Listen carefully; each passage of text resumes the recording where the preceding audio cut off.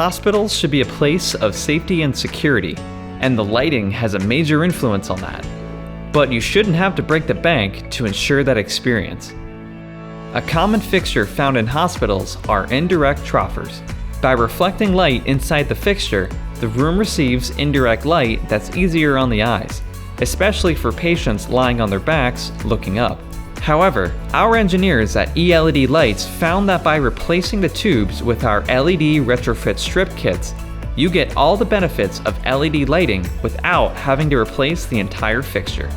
Retrofitting instead of replacing means huge savings for your healthcare center.